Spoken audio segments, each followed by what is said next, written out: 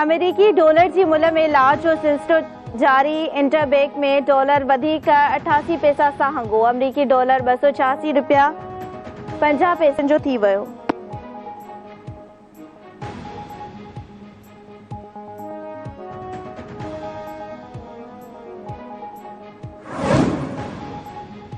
Israeli जंगी जारियो जो वेश्याणो रूप निर्वार गज़ा के ओलंदे किनारे के शहर चेनियन में अबन सेना अस्पताल हिकदम खाली करण जो हुकुम।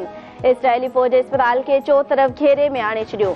डॉक्टरन समेत अस्पताल के समूरे अमले के हथ मथे करे बाहर निकरण की वार्निंग। इंडोनेशियन अस्पताल में तिबी सहूलतूं खत्म थियण सबब कम रोकियो वियो।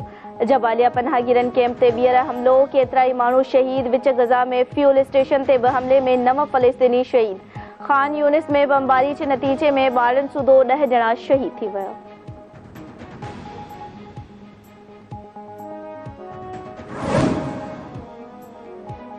बरतानवी चीफ ऑफ जनरल स्टाफ 3 ॾींहनि जे दौरे ते इस्लामाबाद पहुची वियो। बरतानवी हाई कमीशन मूजिब general Patrick army chief general Asim Munir सां मुलाक़ात कंदो ऐं बरतानिया ऐं पाकिस्तान जे पोलो टीमनि जो मुक़ाबलो पिणु ॾिसंदो। बरतानवी चीफ ऑफ जनरल स्टाफ जो दौरो बरतानिया जा पाकिस्तान सां दिफ़ाई लाॻापा क़ाइमु करण जे इरादे जो इज़हार आहे।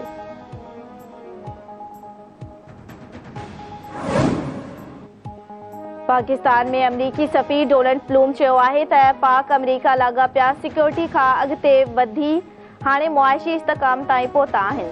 पॉलिसियुनि में शफ़ाफ़ियत, मुंसिफ़ाणी ऐं पाइदारीअ ते ध्यानु ॾियणु घुरिजे।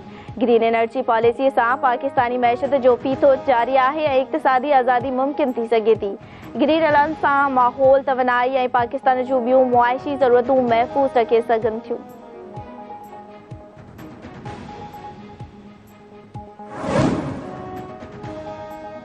मुल्क सां जारी रांदि खे किथे न किथे त फुल स्टॉप लॻाइणो पवंदो। पीपल्स पार्टी जे चेयरमैन बिलावल भुट्टो ज़रदारी चयो आहे त बाक़ी सियासी जमायतूं पुराणी सियासत में रुधल आहिनि। मसइलनि मां निकिरणो आहे त नई सियासत ऐं नई क़यादत जी ज़रूरत आहे। अहिड़ी क़यादत जेका माज़ी में फाथल न हुजे। पाकिस्तान ऐं उन जी तरक़ीअ जी सभ खां वॾी दुश्मन इहा ई पुराणी सियासत आहे। असां केसी ताईं साॻियूं शयूं वरचाईंदासीं। मुल्क सां जारी रांदि खे किथे न किथे फुल स्टॉप लॻाइणो पवंदो। कंहिंखे ॿियो या चोथों भेरो वज़ीर आज़म बणाइण खां बहितर आहे त अवाम मूंखे मौक़ो ॾे। ख़ैर मायूस न कंदुसि। लाडलो बणजंदो आहे त अवाम जो लाडलो बणजंदो आहे।